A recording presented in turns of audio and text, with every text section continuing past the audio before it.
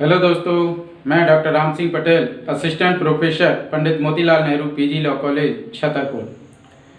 दोस्तों, पिछले वीडियो में हम लोग संविधान की प्रकृति पर चर्चा कर रहे थे, जिसमें हम लोगों ने संघात्मक संविधान के लक्षणों पर चर्चा किए थे। हमने देखा था कि विश्व में दो प्रकार के संविधान होते हैं, या तो संघात्मक या एकात्मक। संघात्मक संविधान की पहचान है कि जहां पर संविधान में राज्यों की शक्ति बढ़ रही हो, केंद्र की शक्ति कम हो रही हो, ये संघात्मक संविधान के लक्षण होते हैं। और जहां पर केंद्र की शक्ति बढ़ रही हो और राज्यों की शक्ति कम हो रही हो, वहां पर एकात्मक संविधान के लक्षण होते हैं। तो इस प्रकार से हमने पिछले वीडियो में संघात्मक संविधान के कुछ लक्षण देखे थे। इसके बाद आज हम लोग चर्चा करेंगे एकात्मक संविधान के लक्षणों पर। दोस्तों, यहाँ पर संघात्मक संविधान में जो संघात्मक देश होते हैं, जैसे कि यूएसए, है ना, तो संघात्मक देश जहां पर होते हैं वहां पर केंद्र और राज्य दोनों के अलग अलग संविधान होते हैं। केंद्र का संविधान अलग होता है और राज्यों का अपना अलग संविधान होता है। लेकिन जो एकात्मक संविधान होते हैं, जो यूनिटरी कंट्री होते हैं, जहां पर जो है तो कहना चाहिए कि एकात्मक संविधान लागू होता है, वहां पर जो है कहना चाहिए एक ही संविधान होता है ना, एक संविधान, है ना। उसी में केंद्र के प्रावधान, उसी में राज्य के प्रावधान। हम अपने यहाँ पर भी देखें भारत में, तो भाग 5 में संघात्मक जो है तो या संघ के जो है तो लक्षण दिए गए हैं, आपके जो है तो केंद्र के जो है तो प्रावधान दिए गए हैं, और भाग 6 में राज्य के प्रावधान दिए गए उसी एक संविधान में, है ना। तो यहाँ पर एकात्मक संविधान का पहला लक्षण होता है एक संविधान। दूसरा, एकहरी नागरिकता, सिंगल सिटीजनशिप। दोस्तों, जो संघात्मक देश होते हैं वहां पर दोहरी नागरिकता का प्रावधान होता है। राष्ट्र की नागरिकता अलग और पर्टिकुलर जिस स्टेट में निवास कर रहे हैं, जिस राज्य में रह रहे हैं, उस राज्य की नागरिकता अलग। जैसे संयुक्त राज्य अमेरिका में आप जाएंगे तो आपको अमेरिका की नागरिकता लेने से पूर्व वहां पर उस राज्य की नागरिकता लेनी होगी जिस राज्य में आप निवास करना चाह रहे हैं या जहां पर आप नौकरी करेंगे। तो इस प्रकार से जो संघात्मक देश होते हैं वहां पर दोहरी नागरिकता का प्रावधान होता है, एक केंद्र की नागरिकता और एक राज्य की नागरिकता। लेकिन जो यूनिटरी कंट्री होते हैं, जो एकात्मक देश होते हैं, वहां पर केवल एक ही नागरिकता होती है, सिंगल सिटीजनशिप, और वो होती है उस देश की नागरिकता। तो हमारे यहाँ पर भी अगर हम देखें तो यही इकहरी नागरिकता का प्रावधान हमें देखने को मिलता है ना। हमारे यहाँ पर केवल एक ही नागरिकता होती है, भारत की नागरिकता। हम सब भारतीय हैं। यदि कोई व्यक्ति कहता है कि मैं मध्य प्रदेश का नागरिक हूँ, या कोई कहता है उत्तर प्रदेश का नागरिक हूँ, या कोई कहता है कर्नाटक का नागरिक हूँ, या कोई कहता है जम्मू कश्मीर का नागरिक हूँ, तो ये गलत है।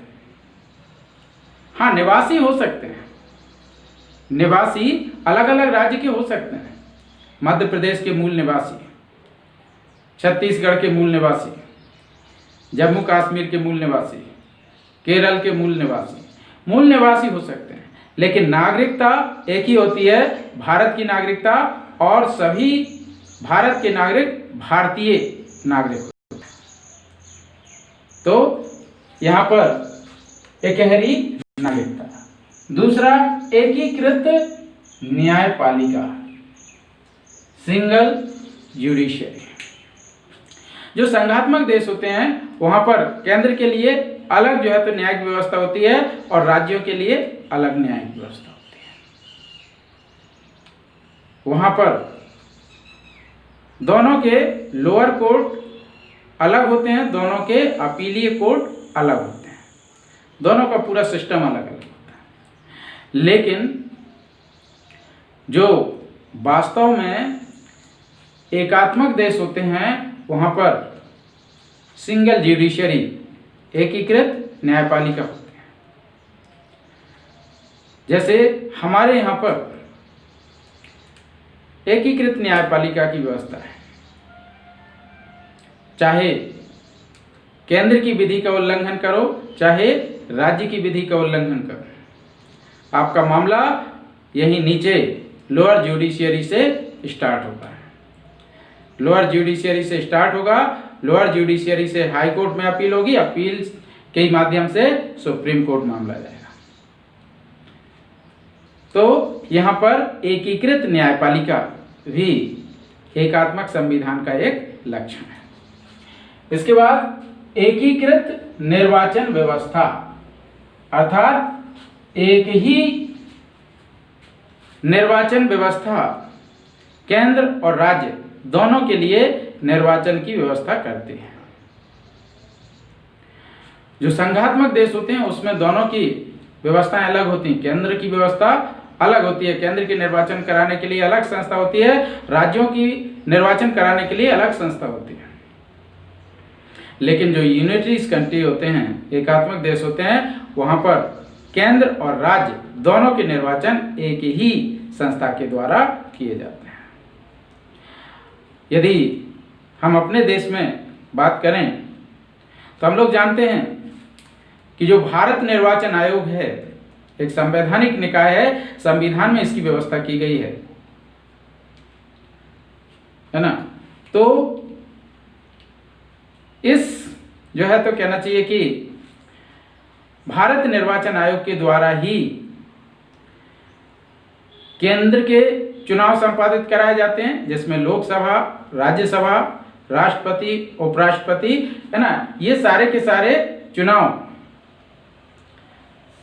भारत निर्वाचन आयोग के द्वारा संपादित कराए जाते हैं। और उसी भारत निर्वाचन आयोग के द्वारा ही राज्यों में राज्यों की विधानसभाएं एवं राज्यों की विधान परिषदों के निर्वाचन भी भारत निर्वाचन आयोग के द्वारा कराए जाते हैं। तो इस प्रकार से एकीकृत निर्वाचन व्यवस्था भी एकात्मक संविधान का एक लक्षण है। एकीकृत अंकेक्षण व्यवस्था, single accountant system, single audit system है ना। यहां पर जो है ऑडिट करने की जो व्यवस्था है ना, तो जो संघात्मक देश होते हैं, जो फेडरल कंट्रीज होते हैं, वहां पर ऑडिट के लिए अलग अलग संस्थाएं होती हैं। केंद्र का ऑडिट करने के लिए अलग संस्था होगी, राज्यों का ऑडिट करने के लिए अलग संस्था होगी। लेकिन जो यूनिटरीज कंट्रीज होते हैं, जो एकात्मक देश होते हैं, वहां पर एक ही संस्था केंद्र का ऑडिट करती है और वही संस्था राज्यों का भी ऑडिट करती है। हम लोग यदि भारत में चर्चा करें तो भारत में भी यही व्यवस्था अपनाई है। हम लोग जानते हैं CAG, controller editor general of India है ना, भारत का नियंत्रक एवं महालेखा परीक्षक, एक ही संस्था है ना। जैसे कैग हम लोग कहते हैं है ना, भारत का नियंत्रक एवं महालेखा परीक्षक जिसे हम लोग कहते हैं, वही भारत सरकार का ऑडिट करता है, वही राज्य सरकारों का ऑडिट करता है, और वही केंद्र एवं राज्य सरकारों की जो सरकारी कंपनियां हैं उनका ऑडिट करता है, और वो यहाँ तक कि वही आपके लोकल सेल्फ गवर्नमेंट या स्थानीय निकायों का भी ऑडिट करता है। तो इस प्रकार से एकीकृत अंकेक्षण व्यवस्था को यहाँ पर अपनाया गया। इसके बाद अभी हम लोग जब संघात्मक संविधान के लक्षण पढ़ रहे थे तो वहां पर संघ वाले, केंद्र वाले प्रावधानों में हमने देखा था कि जो राष्ट्रपति है, राष्ट्रपति कौन है? संघ की कार्यपालिका का प्रमुख, और उसको चुन कौन रहे थे? राज्यों के विधायक। तो यहाँ पर राज्य के लोग बहुत खुश हो रहे थे, अरे वाह, यहाँ पर देखो हमने जो है केंद्र के प्रमुख के चुनाव में वोट किया, हमने केंद्र के प्रमुख को चुना। राज्यपाल कौन है? राज्य की कार्यपालिका का प्रमुख। राज्यपाल कौन है? राज्य की कार्यपालिका का प्रमुख। और इसे कौन चुनता है? तो इसका तो निर्वाचन भी नहीं होता है। यहां पर राज्यपाल के लिए राष्ट्रपति द्वारा नियुक्त किया जाता है। राज्यपाल के लिए राष्ट्रपति के द्वारा नियुक्त किया जाता है। और कैसे नियुक्त किया जाता है? तो इसके बारे में कोई स्पष्ट प्रावधान नहीं है। राष्ट्रपति जिसे चाहे उसे राज्यपाल के रूप में नियुक्त कर सकता है। राज्य की कार्यपालिका का प्रमुख है, लेकिन केंद्र का मुखिया जिसे चाहे उसे राज्य की कार्यपालिका के प्रमुख के रूप में अर्थात राज्यपाल के पद पर बैठा सकता है। और तो और जब चाहे राज्यपाल को बाहर का रास्ता दिखा सकता है, क्योंकि राज्यपाल राष्ट्रपति के प्रसाद पर्यंत पद धारण करता है। तो यहां पर राज्यपाल जो कि राज्य की कार्यपालिका का प्रमुख है, उसे राष्ट्रपति के द्वारा नियुक्त किया जाता है और जब चाहे तब उसे पदमुक्त भी कर सकता है। इसके लिए कोई कारण बताने की भी आवश्यकता नहीं है। जब चाहे तब जो है तो किसी भी राज्यपाल को जो है तो पदमुक्त कर सकता है। तो यह भी केंद्र की शक्ति को बढ़ाने वाला है, एकात्मक संविधान का लक्षण है।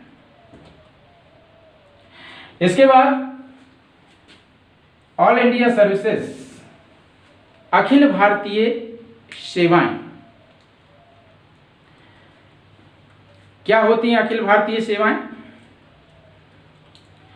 अखिल भारतीय सेवाएं वो सेवाएं होती हैं जिनकी नियुक्ति केंद्र के द्वारा की जाती है और वह सेवाएं केंद्र एवं राज्य दोनों के लिए अपनी जो है तो साझी सेवाएं देते हैं, अर्थात जहां उनकी आवश्यकता पड़ती है वहां पर उनको बुलाया जा सकता है, लेकिन उनका अंतिम नियंत्रण केंद्र के पास होता है। यहां पर अखिल भारतीय सेवाएं वो सेवाएं हैं जो कि केंद्र और राज्य दोनों के लिए संयुक्त रूप से सेवाएं देते हैं, लेकिन नियुक्ति केंद्र के द्वारा की जाती है और अंतिम नियंत्रण भी केंद्र के पास होता है। तो इस प्रकार से अखिल भारतीय सेवाएं अगर हम देखें तो वर्तमान में 3 अखिल भारतीय सेवाएं हैं।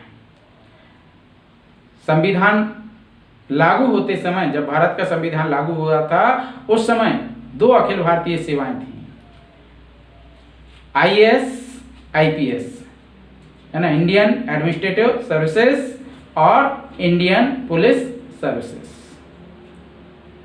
1961 में एक नई अखिल भारतीय सेवा का गठन भारतीय संविधान के अनुच्छेद 312 के अंतर्गत किया गया, आईएफएस, इंडियन फॉरेस्ट सर्विसेज। तो इस प्रकार से वर्तमान में अगर हम देखें तो कुल मिलाकर के 3 अखिल भारतीय सेवाएं हैं, आईएएस, आईपीएस और आईएफएस। क्लियर? इसके बाद तो यहां पर भी अगर हम देखें तो केंद्र का कंट्रोल जो है तो इन सेवाओं पर बना हुआ है ना। ये अखिल भारतीय सेवा के सदस्य राज्यों में जाकर के राज्य के प्रत्येक जिले में डिस्ट्रिक्ट लेवल पर सबसे बड़ा अधिकारी बन करके जो है तो बैठे हैं, है ना, कलेक्टर, एसपी, डीएसपी।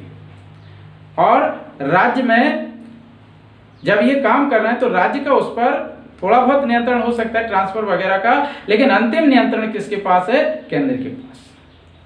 तो ये भी यहाँ पर केंद्र को एक मजबूती प्रदान करने वाला प्रावधान है। तो ये भी एकात्मक संविधान का एक लक्षण है। इसके बाद शक्तियों का विभाजन केंद्र के पक्ष में। यहां पर हम लोगों ने देखा था कि संघात्मक लक्षण जब हमने देखे थे, संघात्मक संविधान के लक्षण जब हमने देखे थे, तो वहां पर शक्तियों के विभाजन की चर्चा हमने की थी। शक्तियों का विभाजन केंद्र और राज्य के मध्य दोनों के लिए शक्तियां बता दी गई थी कि किन जो है तो विषयों पर कौन कानून बनाएगा, जिसमें हमने देखा था संघ सूची पर कानून बनाने का अधिकार केंद्र को दे दिया गया, राज्य सूची पर कानून बनाने का अधिकार राज्यों को दे दिया गया, और समवर्ती सूची पर कानून बनाने का अधिकार दोनों को दिया गया। लेकिन यहां पर अगर हम देखें तो जो शक्तियों का विभाजन किया गया है भारतीय संविधान के अंतर्गत, तो ये विभाजन केंद्र के पक्ष में है। शक्तियों का विभाजन केंद्र के पक्ष में कैसे? पहला तो अगर हम देखें तो विषयों की संख्या के आधार पर ही विभेद किया गया, क्योंकि जो संघ सूची है ना, जो संघ सूची है, तो संघ सूची में 100 सब्जेक्ट है ना, 100 विषय दिए गए हैं। संघ सूची में कितने? 100 विषय दिए गए हैं। वहीं पर जो राज्य सूची है, इस राज्य सूची में 66 जो है तो सब्जेक्ट दिए गए हैं, 66 विषय दिए गए हैं। तो यहां पर संख्या से ही हमें लगता है कि काफी भेदभाव किया गया, राज्य को कम सब्जेक्ट दिए गए जबकि केंद्र को अधिक सब्जेक्ट दिए गए। इसके अलावा अगर हम इनके विषय के महत्व को देखें तो अधिकतर जो बड़े बड़े टैक्स हैं वो केंद्र के पास हैं, और यही कारण है कि राज्य सदैव केंद्र के समक्ष याचना करते देखते हैं कि हमारे लिए स्पेशल पैकेज दे दीजिए, हमारे लिए विशेष पैकेज दे दीजिए, हमारे लिए इस कार्य के लिए पैसे की आवश्यकता है, इतनी पैसे की आवश्यकता है। लेकिन जो संघात्मक देश होते हैं जैसे कि यूएसए, तो वहां पर महत्वपूर्ण जो टैक्स होते हैं वो राज्यों के पास होते हैं, और कई बार ये स्थिति आ जाती है कि वहां पर केंद्र के द्वारा राज्यों से याचना की जाती है कि अभी hमारी आर्थिक दशा ठीक नहीं है, तो सभी लोग व्यवस्था करके कुछ चंदा करके हमारे लिए जो है तो व्यवस्था कर दीजिए। लेकिन हमारे यहाँ पर जो बड़े बड़े टैक्स हैं, महत्वपूर्ण टैक्स हैं, वो केंद्र के पास हैं। हालांकि कुछ टैक्स हो सकता है राज्यों के पास भी, लेकिन ओवरऑल अगर हम देखें तो अधिकांश बड़े टैक्स केंद्र के पास। तो ये भी एक विभेदकारी जो है तो कहना चाहिए यहाँ पर प्रावधान है। वहीं पर यदि हम तीसरी अनुसूची की भी यहाँ पर बात कर लें, समवर्ती सूची, समवर्ती सूची है ना, तो समवर्ती सूची जिसमें 52 सब्जेक्ट दिए गए हैं, 52 विषय दिए गए हैं, तो यहां पर समवर्ती सूची में कानून बनाने का तो अधिकार दोनों को दिया गया है। समवर्ती सूची के विषयों पर कानून दोनों बना सकते हैं, केंद्र भी बना सकता है और राज्य भी बना सकते हैं। लागू किसके होंगे? यदि समवर्ती सूची के किसी विषय पर केंद्र और राज्य दोनों ने कानून बना दिया तो किसका कानून लागू होगा? दोनों के कानून लागू होंगे, कोई दिक्कत नहीं। लेकिन जहां पर विरोधाभास की स्थिति उत्पन्न होती है, जहां पर दोनों के मध्य विवाद की स्थिति उत्पन्न होती है, वहां पर केंद्र का कानून मान्य होगा, केंद्र का कानून लागू होगा। हालांकि एक स्थिति है जबकि समवर्ती सूची के ऐसे विषय पर जिस पर दोनों ने कानून बनाए हैं, वहां पर विवाद की स्थिति में राज्य का भी कानून लागू हो सकता है ना। लेकिन वो कब? जबकि मान लीजिए केंद्र के द्वारा पहले से समवर्ती सूची के किसी विषय पर कोई कानून बनाया गया है और बाद में किसी राज्य ने समवर्ती सूची के उसी विषय पर कानून बनाया और कोई ऐसा विरोधाभासी प्रावधान है, दोनों में कोई टकराव की स्थिति है, तो उस कानून को राज्यपाल महोदय ने राष्ट्रपति की अनुमति के लिए भेज दिया। क्योंकि संविधान में प्रावधान है ऐसा कर सकता है राज्यपाल, तो यदि राज्यपाल ने ऐसे समवर्ती सूची के किसी विषय पर बनाए गए राज्य द्वारा कानून को राष्ट्रपति की अनुमति के लिए यदि भेज दिया और राष्ट्रपति ने यदि उस पर अनुमति दे दी, तो पर्टिकुलर उस राज्य में समवर्ती सूची के विषय पर बनाए गए कानूनों में जब विरोधाभास की स्थिति उत्पन्न होती है तो उस राज्य का कानून लागू होगा, केंद्र का कानून लागू नहीं होगा पर्टिकुलर उस राज्य में। क्योंकि स्वाभाविक सी बात है, केंद्र का कानून ऑलरेडी पहले से बना हुआ था, राज्य ने उसी विषय पर कानून बनाया और राष्ट्रपति की अनुमति के लिए भेजा। और राष्ट्रपति अनुमति कैसे देता है? अकॉर्डिंग टू आर्टिकल 74 मंत्री परिषद की सलाह से। मंत्री परिषद के शीर्ष पर कौन बैठा है? प्रधानमंत्री। अर्थात पूरी केंद्र सरकार की सहमति से ही राज्य सरकार के या राज्य विधानमंडल के उस कानून पर राष्ट्रपति के द्वारा अनुमति दी गई है। अर्थात वहां पर केंद्र स्वयं चाहता है कि उस राज्य में उस राज्य का कानून लागू हो, उस राज्य के प्रावधान लागू हो, केंद्र के प्रावधान लागू ना हो। क्योंकि यदि केंद्र ऐसा ना चाहता तो वहां पर केंद्र के द्वारा ऐसी अनुमति ना दी जाती। खैर आगे चलते हैं। तो यहां पर जो है शक्तियों का विभाजन केंद्र के पक्ष में, ठीक। इसके बाद अगला है अवशिष्ट शक्तियां केंद्र के पास। अवशिष्ट शक्तियां केंद्र के पास। अवशिष्ट शक्तियों से तात्पर्य यहां पर है कि संविधान निर्माताओं ने संविधान के निर्माण के समय जितना सोच सकते थे, जितना उनको जो है तो समझ में आया, उतना उन्होंने सोच सोच के यहाँ पर जो है शक्तियों को समाहित करने का प्रयास किया, संचित करने का प्रयास किया, जिसमें उन्होंने जो है जो राष्ट्रीय महत्व के विषय थे उनको संघ सूची में डाल दिया, जो क्षेत्रीय महत्व के विषय थे उनको राज्य सूची में डाल दिया, और ऐसे विषय जो कि राष्ट्रीय महत्व के भी थे और साथ ही साथ जो है क्षेत्रीय महत्व के भी थे, तो ऐसे विषयों को यहाँ पर जो है समवर्ती सूची में रखा गया। तो जितने विषय उस समय संविधान निर्माताओं के दिमाग में आए, उन्होंने उन विषयों का यहाँ पर जो है तो एक संकलन किया और उनको यहाँ पर समायोजित किया। लेकिन जरूरी नहीं है ना, सब वो भी इंसान ही थे, कोई भगवान नहीं थे।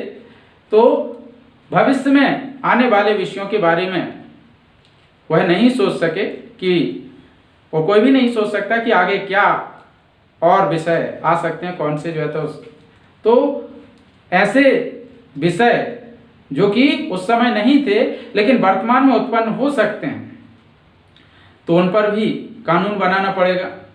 तो उन पर कानून कौन बनाएगा? तो उन पर कानून बनाने का अधिकार यहाँ पर जो है केंद्र को दिया गया। नए विषय जो उत्पन्न होंगे उस पर कानून बनाने का अधिकार किसको दिया गया? केंद्र को। और उदाहरण हमारे सामने है। जिस समय संविधान का निर्माण हुआ था उस समय कंप्यूटर का प्रचलन नहीं था। हम लोग जानते हैं 80 के दशक में जब कंप्यूटर की क्रांति भारत में आई, तो कंप्यूटर से हमारे जीवन में एक सरलता आई। हमने अपने जीवन को कंप्यूटर से जोड़ करके काफ़ी सहजता का अनुभव किया, लेकिन इसके साथ ही कुछ परेशानियां भी हमारे सामने आई, कुछ चुनौतियां भी हमारे सामने आई। उन चुनौतियों में